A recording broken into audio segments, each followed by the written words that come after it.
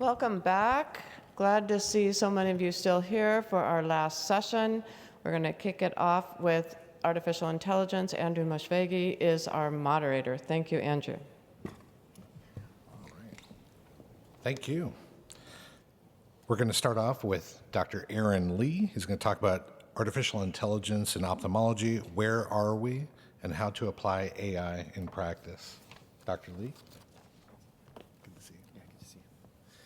All right, thank you everyone. I hope you all had a nice break. These are my financial disclosures. So we are firmly living in what people are calling the fourth industrial revolution. AI algorithms, machine learning algorithms are really changing the fabric of our everyday lives.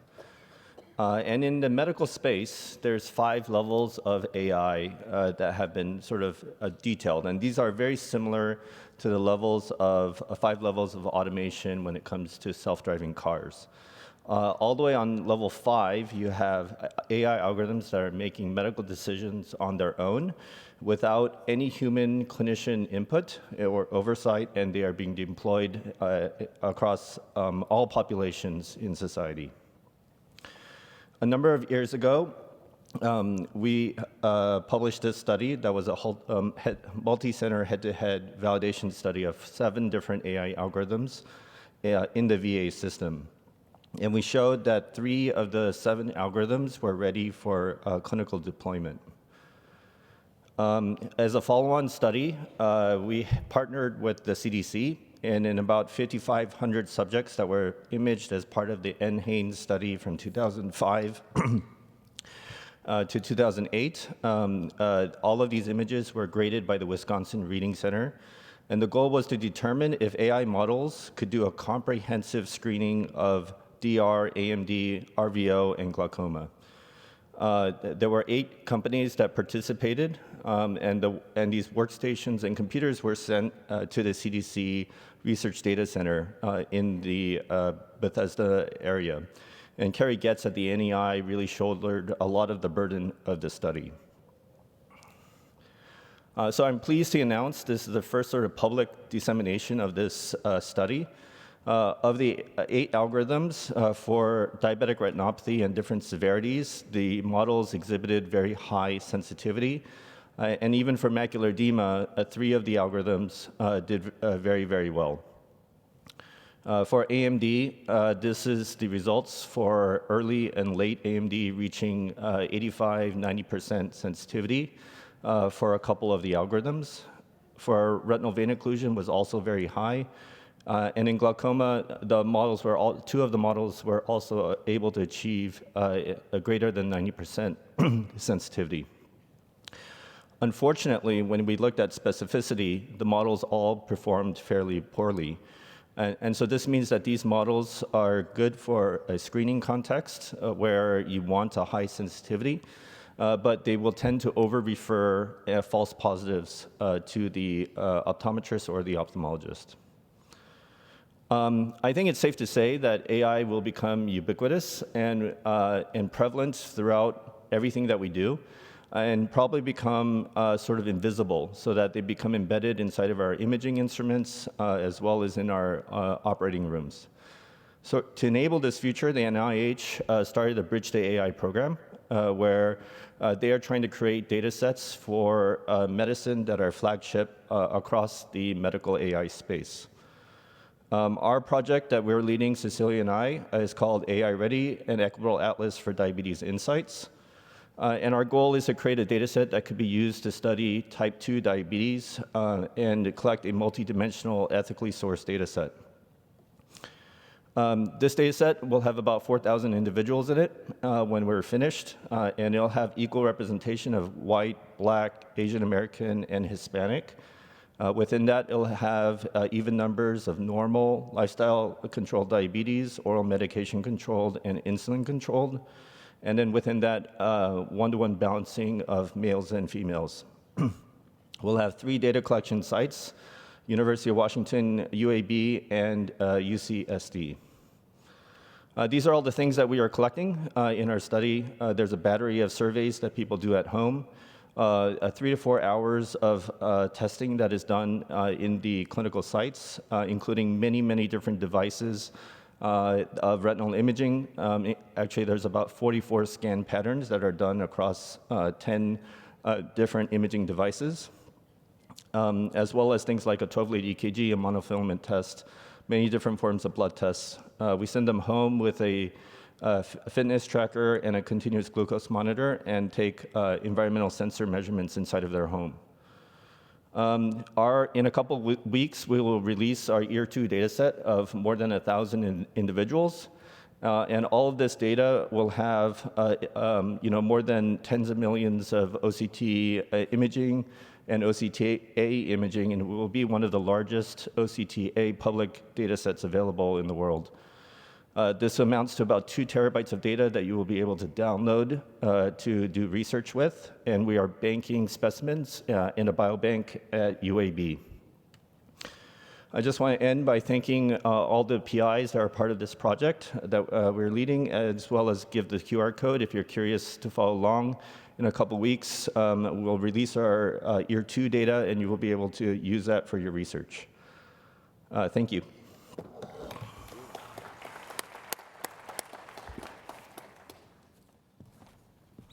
Thanks. Next, we have AI-based screening for clinical trials from Dr. Amitha Domalpally.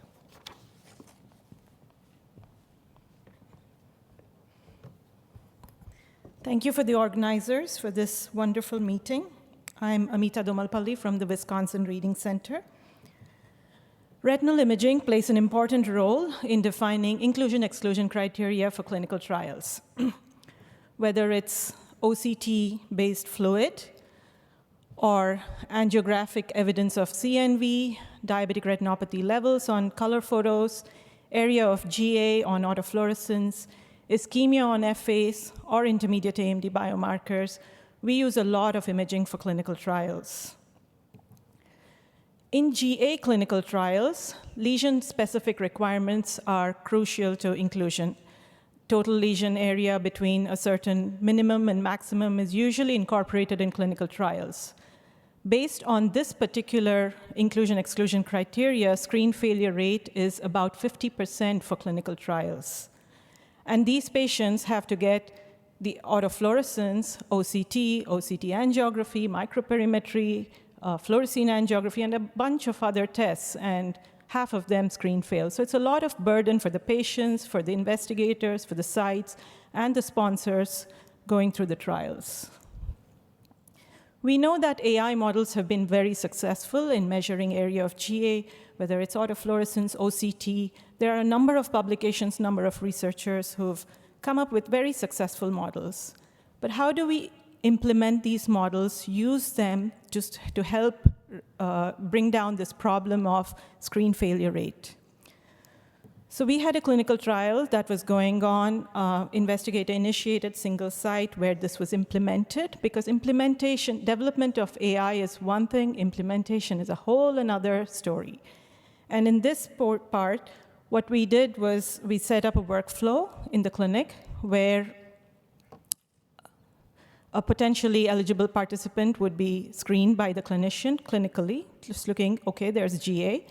They would order a fundus autofluorescence image, and we packaged the AI model, put it in the clinic for the study coordinators in a usable format in an application in the clinic, so very drag and drop an image kind of a system. And then the report would be produced. It was a PDF report that the clinician would have access to, quickly look at whatever was needed, and then review and enroll the patient as needed. So this is essentially bringing the reading center, which does this area measurement for clinical trials, to the clinic given to the PI. So this is an example of the report. There is the original image. It shows you what the red area shows what the AI has picked up, shows the area of measurement of the GA.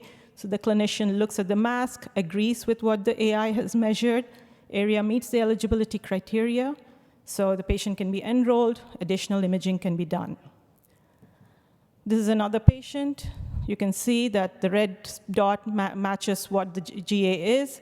The clinician agrees. Area does not meet criteria because it's only 0.42 less than enrollment, So you don't need to do anything else for this patient. This is screened out at the clinic. So how did this go? There were 63 eyes in the study assessed. So the AI pre-screening with the clinician and the AI together.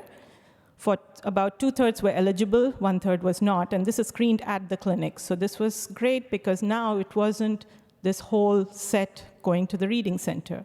But we did want to monitor this, how this combination of AI and PI worked. So we sent everything to the reading center. It wasn't perfect, but it was almost perfect. There were only 2 eyes that were considered eligible, which the reading center said no, and 2 on the other side also. So essentially, without AI assistance, screen failure rate was about 30%. So if we didn't have this pre-screening there, everything came, we would have had 30% screen failure rate. But by putting in this one step of having the ophthalmologist and the AI combination screen out, screen failure rate could be brought down to 5%. So with, of course, the catch that a couple of eligible patients could be missed, but that was just a small number. Is the AI perfect? No, there are errors made, which is why the PI is always included to review these. So for example, this one, there's peripapillary atrophy that the AI predicted is GA, which we know it's not. But the area is 4.03, so it's a little bit of overestimation. And the ophthalmologist can look and say, oh yeah, that's just a little bit. It's still within eligibility range. So this is not a terrible error. Some errors, even though they're small, like here, this was a maximum amount, and the AI missed some areas. This eye was called eligible, should have been ineligible. So AI algorithms, in conjunction with expert oversight, offer a significant advancement. So combination is important here. You get real-time feedback to ophthalmologists. You reduce the imaging burden on patients, reduce costs for clinical trial operations, and streamline patient selection. So this is a good use of AI for bringing down the screen failure rate. On the same note, we are expanding this into diabetic retinopathy also. Right now, all the AI models for diabetic retinopathy mostly are for referable, non-referable, whereas here we are thinking of using AI for screening. We know that there are specific DRSS levels that are used for clinical trials, and screen fail rate can go up to 70, 80% on these, some of these trials. So using this same kind of system of implementing screening with the AI and the ophthalmologist oversight can help bring down the rate. Thank you to my collaborators at the Wisconsin Reading Center, Ophthalmology Department, and other collaborators. Thank you. Thank you. So next up, we have Professor Ursula Schmidt-Erfurth speaking about AI-based detection of retinal fluid in neovascular AMD and geographic atrophy. It's my great pleasure to talk to you about AI-based detection of retinal fluid in neovascular AMD and GA. Disclosures first. So, as we have understood from extensive literature, MNV and GA share similar genetic profiles, are driven by neurodegeneration as well as inflammation, leading to comorbidity of about 15% in natural history and 98% of atrophy seen in long-term clinical trials. So not surprising, in AMD, it is often not just fluid, but the degenerative processes which cause vision loss. And it is very clear that assessing retinal fluid by CRT is little realistic, as the correlation with true fluid volumes at baseline, and even more so during follow-up, is around 0.5. That is very unreliable. So using AI, we are able to measure retinal fluid by compartment by a mouse click on a standard OCT in real time, sending the visit of choice to the cloud, where analysis is done, receiving a PDF report showing annotation, location, fluctuation over time, and the actual increase or decrease at one glance. But how does fluid impact visual parameters? Fluid volumes correlate with BCVA, where lower BCVA is found in any IRF present, with the highest negative effect again for intraretinal fluid, but only for very advanced SRF volumes, so SRF has to be big to really matter. IRF is now always shown in red, SRF in yellow, and PED in blue. Fluid volumes also correlate with retinal sensitivity, reducing retinal function for all compartments when volumes are high, but again with the highest loss for IRF. High fluid volumes also lead to increased ellipsoid zone loss, with IRF inducing the largest EZ loss. In contrast, SRF volumes are associated with the smallest EZ loss area, suggesting a protective effect. Looking at EZ thinning instead of loss, overall volume matters also, but IRF leads to more thinning than SRF. Hence, fluid in MNV and EZ loss in macular atrophy are tightly connected. Fluid induces EZ loss, and so does GA per se. It is the EZ loss, seen in green here, that drives the progression and the expansion of RPE loss, always keeping in mind that the green area is called EZ loss, but it is not photoreceptor loss. It's actually ill photoreceptors, but that still have a good function of around 10 decibel, while obviously the blue area where RPE is lost and photoreceptors are lost entirely comes with an absolute scotoma 0 sensitivity. So this type of analysis, looking on different areas, which is RPE loss and EZ loss, and overposing this strongly helps to identify fast progressors from slow progressors just by the EZ-RPE ratio as shown here with quartiles of high and low ratio consistent with high and low GA progression.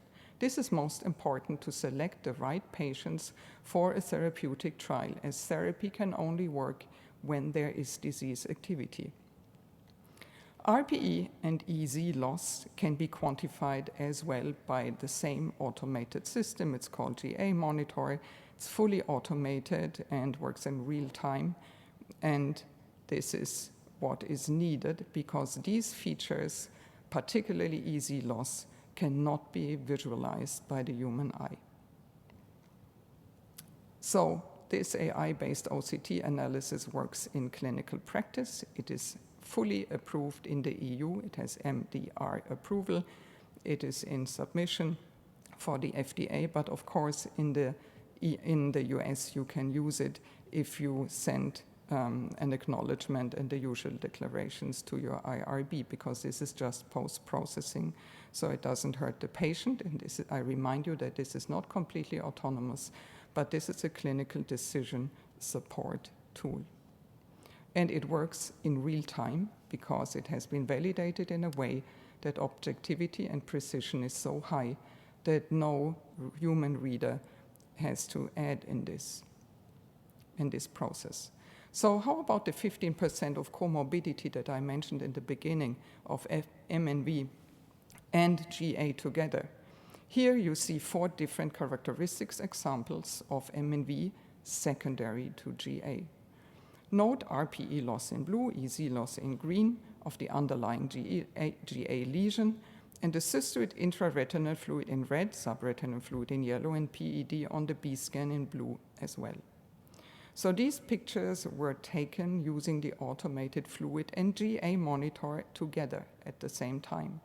So interestingly, IRF is seen in the regions of RPE and particularly larger areas of EZ loss, again giving us another sign that this type of larger EZ area is a site of activity biologically, while SRF and PRD are always located outside of the borders of the lesion. So in a known phase 3 population that we looked at of complement inhibition, the 15% of wet converters that you expect from a natural history were found over the entire cohort, with IRF being most frequent, followed by SRF, then PED. Please note that fluid volumes were always low, and they were always clearly below 100 nanoliters. Interestingly, more IRF was found in the Iezzi and RPE loss area as compared to the non-loss regions. Keep in mind that we only selected lesions that were dynamic and not ones that were degenerative and stable and did not move. So where does this fluid originate from? Significantly more volume came from the immediate junctional zone, defined as 240 microns around the lesion border, and then eventually moved into the center. So to conclude, MNV and GA are overlapping clinical manifestations of a shared pathological process. MNV may be an accompanying reaction to progressive neurodegeneration. It usually occurs at the borders of the atrophy, and it may function as a protective factor. Choroidal loss and impairment in perfusion density around the GA area, which are known and have been shown, may lead to increased production of VEGF by the remaining cells struggling for survival. The location related to the Iezzi loss may indicate VEGF release by surviving photoreceptors while RPE declines. And AI-based quantification of retinal fluid and Iezzi loss together will help us to understand the AMD in its totality. And this is what we want. Thank you very much for your interest. Thank you. Next up, we have Justis Ehlers speaking about ellipsoid zone integrity, a new dry AMD clinical trial endpoint. Thanks so much. Good afternoon, and I want to thank the organizing community for the opportunity to speak here today. These are my financial disclosures. So when we look at dry macular degeneration, we've really entered into a new phase as a retina community, as we have now FDA-approved therapies and potentially many others to come. And identifying those patients who may benefit most, both in terms of clinical trial design as well as for the patients sitting in front of us, becomes more and more important. And imaging features may really hold the key in identifying those patients who would benefit most. Many groups have looked at SD-OCT and identified specific features such as drusen complexity, aurora, that actually predict progression over time. So if we're looking for new clinical trial endpoints, what are the key needs for those clinical trial endpoints to be useful? One, we need them to be functionally relevant. We want them to be linked to key disease pathogenesis. We want them to be minimally disruptive to trial sites, as well as they have to be scalable for large trials that are to be done globally, both at a site side as well as at a reading center. And lastly, we need them to be interpretable and able to be validated for accuracy. So when we look at dry macular degeneration, there's multiple outer retinal biomarkers that may be considered, including drusen, ellipsoid zone loss, hyperreflective foci, hypertransmission defects, and aurora, to name a few. And all of these could be potential OCT-based endpoints. Today, what I'm going to focus on is ellipsoid zone integrity, as this is an area of recent significant interest. The ellipsoid zone, as we know, is a hyperreflective outer retinal band associated with a mitochondrial-rich area of the photoreceptors that's linked to functional outcomes in multiple different retinal diseases. Recent clinical trial results have evaluated ellipsoid zone integrity and support the feasibility of this measure in clinical trial settings, and total EZ loss is now an FDA-approvable endpoint for dry macular degeneration. So how do we get to feasibility and reproducibility at a reading center level? Well, as we've heard from a few of the just recent talks, part of that includes being able to mount over the challenges that the disease poses. So with dry macular degeneration, there's multiple potential challenges and confounders, including the complexity of the anatomy, the variability that can exist, potentially concerns around directionality that can occur related to drusen that might have an effect on ellipsoid zone visualization, as well as questions of where does the etiology of the ellipsoid zone loss come from, such as mechanical compression or true pathogenesis. When we look for us, what was the key transition? This was really building an efficient, reliable, and accurate platform to be able to measure ellipsoid zone integrity. And this used leveraging machine learning for multi-layer segmentation as well as feature extraction platform that allowed interaction of both things like hypertransmission and identifying geographic atrophy to interact with the specific retinal segmentation that's performed. We wanted to be able to work on multiple OCT devices, and as well, certainly from an approvable standpoint, we want certified readers to be able to look at this and correct and validate as needed going forward. So what are we specifically measuring with this? Well, in this case, what we're measuring is the distance between the ellipsoid zone and the RPE. And when it's completely absent from visualization, we call this total ellipsoid zone loss or total attenuation. And again, this is what's now been considered to be FDA approvable. But interestingly, this allows us to look at potential earlier damage, such as EZ to RPE thinning or partial ellipsoid zone degradation or attenuation. Additional areas that have been looked at by multiple groups include the actual reflectivity or brightness of the ellipsoid zone.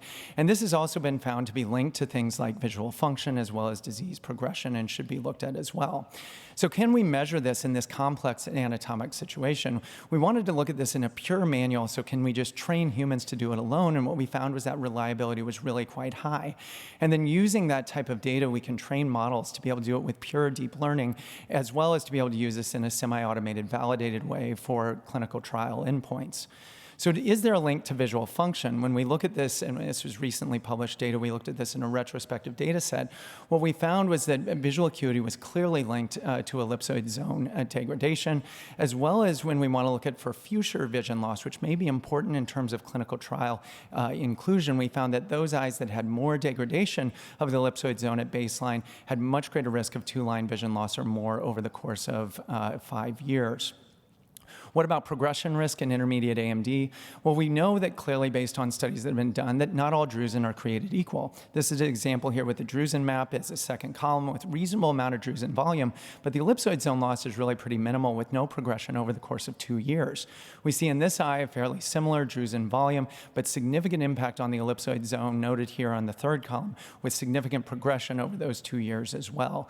And when we evaluate this in terms of which factors drive most progression risk, ellipsoid zone quantitative assessment really drives models in terms of classifying eyes at greater risk. So can we apply this to clinical trials? We now have multiple trials where this type of technology has been applied.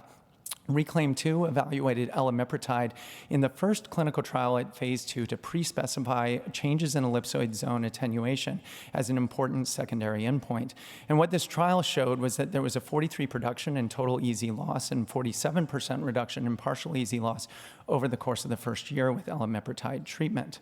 In the Archer trial, ANX007 reduced progressive EZ loss through complement C1q inhibition, and this was work done by the Duke Eye Center here showing a 30% reduction in total EZ loss. And interestingly, this study showed preservation of visual acuity in its primary analysis. This was work done by Professor Ursula Schmidt-Erfurth with the Derby Oak set showing that there was clear photoreceptor and ellipsoid zone preservation with both monthly and every other month dosing.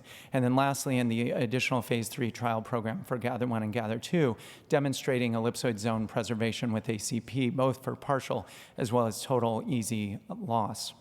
So in conclusion, ellipsoid zone integrity appears to be a promising biomarker feature in dry macular degeneration that could be used for risk prognostication as well as stratification. Change in slope for total EZ loss is now an FDA approvable endpoint that's currently being leveraged in an ongoing phase 3 program evaluating elimipritide. And additional research is really needed to better understand the structure-function relationship as well as which functional testing we could use to leverage this as a structural surrogate. And future work really should also look at harmonization for our terminology and assessment of what different mechanism of actions as these new therapeutics come forward for EZ progression. I want to acknowledge my team at the Cleveland Clinic, and again, thank you for the opportunity to be here today. Thank you. Next up, we have Ray Iezzi speaking on AI in the modern retina practice. Thank you. Thank you so much. What a great opportunity, and thank you for to the organizers. So today I'd like to do an overview. Certainly, artificial intelligence and general AI is starting to become pervasive in the lexicon of our modern day. We hear about ChatGPT and other generative AI models, and of course our patients are turning to Dr. GPT to look up symptoms, drug information, and medical advice. And of course, we are faced with the need to address these issues in our clinics. Well, there's certainly great limitations. Remember that a generative AI such as ChatGPT or Claude 3 are designed to reproduce words that have been masked from pre-written text. So they're really well trained at finishing your sentence for you. Only secondarily, as a consequence of this language training, do they have the ability to speak in ways that we anthropomorphize something that we call intelligence. At some point, we're going to need to define what exactly is intelligence. But certainly these machines are not intelligent, okay? And we'll get into that momentarily. They lack a consistent pattern of training. We spent years and years structuring our own personal neural networks in medical school and afterwards. And these are not structured in this way. They're given random scrapings from the internet, in some cases textbooks, and certainly you can't learn vitreoretinal surgery through a textbook entirely, right? And they certainly lack continuous learning, and they have training cutoff dates. There's legal implications if we upload patient data, et cetera. We do not want to misapply large language models to practice. It turns out that from GPT 3.5 to GPT 4, on an OCAP exam of 168 questions, GPT 4 did better. But does it truly understand retina? When I asked it to draw a retinal detachment that extends from 2 to 6 o'clock in the left eye, in 2023 it created a monster, and in 2024 I don't think it had a great understanding of what we were trying to reproduce. So clearly it doesn't understand. It's getting to become a better mimicker of what the eye looks like and perhaps what the retina is about. However, there are machine learning tools, and I use the term machine learning because these are machines and they are tools, such as ambient listening, and we've demonstrated some of this at Mayo where we're testing some of these systems. Sometimes we feel like data entry clerks all day, and there's a significant cognitive burden to the actions that we do. One anecdote was a quote that said, we see patients for free and we're paid to do paperwork. But clearly we all feel on some level like data entry clerks. Well, Kaiser Permanente looked at 30,000 patients, and they found that they were able to reduce hours of charting by using an ambient listening system, and patients reported an improvement in face contact between their provider. Of course, these systems, in our experience at Mayo Clinic, shows that they're not ready for prime time with respect to ophthalmology. They're mostly trained in primary care domains. Let's go back. Okay, so what we're going to talk about is, you've heard a lot about cloud computing, where we have AI-assisted things like diabetic retinopathy screening. These are systems whereby in the clinic an image is taken, it's sent up to a cloud, and in some server an analysis is performed and a report is sent back. And we have reports available from iNook and Digital Diagnostics, and there are some AI systems both with clinic-based and handheld-based cameras. And so this is going to be a tool that we use to help with our screening. Some systems only provide information on more than minimal diabetic retinopathy, and iNook provides additional information on vision-threatening retinopathy, and they're very sensitive and specific as well. Also, we've heard a lot this weekend about AI-assisted in-hole neovascular AMD screening. Scanly through nodal eye, Pearse eye, is got an FDA-approved product now that they've studied. This is a small study of 15 patients, mean age 73 years, with vision between 20/20 and 2200, and they found that there was good agreement between experts on the analysis of intraretinal and subretinal fluid, with slight differences associated with the assessment of subretinal fluid in 15%.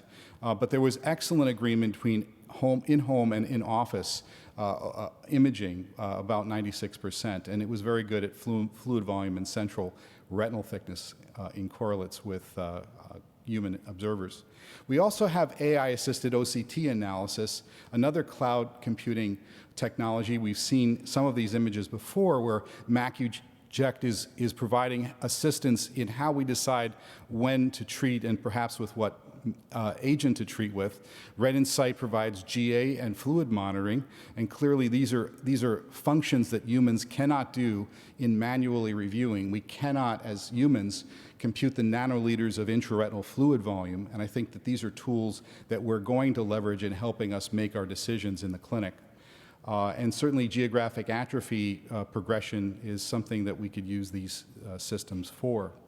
When implementing such tools, though, the AMA has provided us important information about AI data validation and disclosure of performance, generative AI risks, physician liability, and automated decision-making by insurers. Imagine being, rejected for medical care because an AI system made an assessment.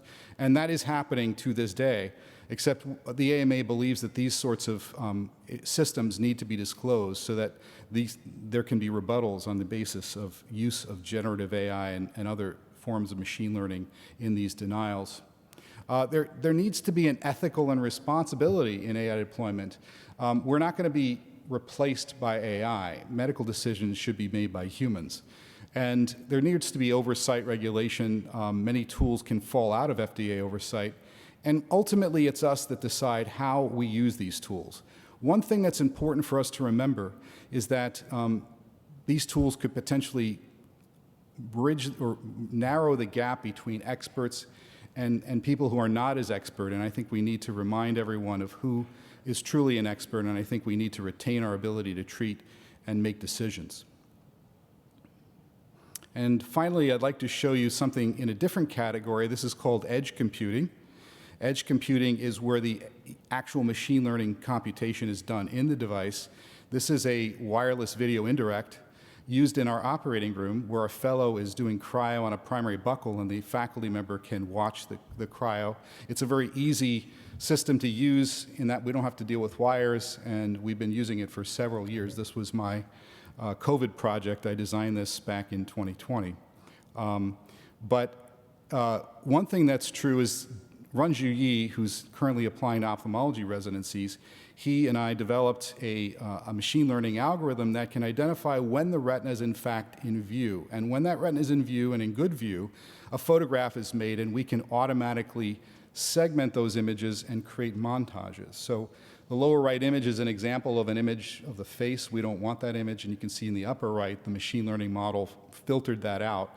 And in the center, we created a montage image. So we feel this is going to be very useful for documentation and even in residency training and getting our learners to become better peripheral retinal examiners. Thanks very much. Thank you. Next up, we have Pearse Keane speaking on Retina Telehealth. Thank you. I'd like to thank the organizers for the invitation to speak. So I'm going to talk about some of our experience at Moorfields Eye Hospital in the UK in regard to telehealth. These are my financial disclosures. I don't think that there's anything directly relevant to what I'm going to talk about. I'm also going to talk about, or in the next few minutes, I'm going to highlight a lot of work that has been done by others at Moorfields, people like Luke Nicholson and Joseph Hormer and Harry Jerem and others. So first of all, start with why. Well, one of the things that I always like to start my presentations with is the fact that since 2017, ophthalmology has overtaken orthopedics as the #1 busiest medical specialty in the United Kingdom in terms of clinic appointments. So in fact, there's just under 100 million outpatient clinic appointments in the National Health Service, and just under 10% of those are for eyes. And moreover, if we look at the changes over time, we can see that it's just getting worse. And so in fact, we know that there are people who are going blind because of delays in being seen and treated. And so what I believe is that new technology and new approaches such as telemedicine can help to address these problems. So what is telemedicine or telehealth? Well, the use of advanced technologies to deliver and improve healthcare over the confining parameters of distance and time. So when we talk about telemedicine, we can talk about synchronous medicine, telemedicine, and so that can be things like video consultations and telephone consultations, or we can have asynchronous, where there's some kind of separation between the data collection and the output, or some kind of mixed approach where the data collection is done and then followed up by a video consultation or teleconsultation. Now, as with a lot of things, the pandemic has caused radical changes in our approaches to telemedicine. A lot of what we did before the pandemic was in areas just like retinopathy of prematurity and diabetic retinopathy. And of course, after the pandemic, things have radically changed, and we're starting to use more and more of it. And hopefully you'll be interested to hear a little bit about the UK experience. So I'm going to talk about that in 5 different areas. So the first is around video consultations. So as it happened, 1 week before the first lockdown in March 2020 in the United Kingdom, Moorfields started to use this video consultation platform called the Attend Anywhere platform. And shortly after the lockdown, Moorfields had become the 2nd busiest hospital in the United Kingdom in terms of this video consultation platform. And so that was particularly with regard to attendance in the emergency department at Moorfields Eye Hospital. So we've got now to a place where at Moorfields we tend to have between 300 and 400 emergency attendances per day, and about 20% of those now are done through this Attend Anywhere platform that's available every day of the week for video consultations. We've published about the safety of this approach in one of the Lancet journals in 2021, and we've expanded this work to a range of other clinics. And so we have a virtual receptionist and then a sort of system whereby people can have their genetics clinics done over video consultations and so on. The second area is around diabetic retinopathy screening. I think probably most of you are familiar with this, but all patients with diabetes above age 12 years have annual screening. We have over 80% uptake. It's asynchronous. It's done by professional graders with ophthalmology oversight, and it's community-based. Now, there are a number of national programs. There's regional programs in the US, and some of those are synchronous and some are asynchronous. But the bottom line is that in the UK, because of diabetic retinopathy screening, diabetic eye disease is no longer the leading cause of blindness in working age populations. In fact, it's pretty uncommon for people to come to our clinics with late-stage disease.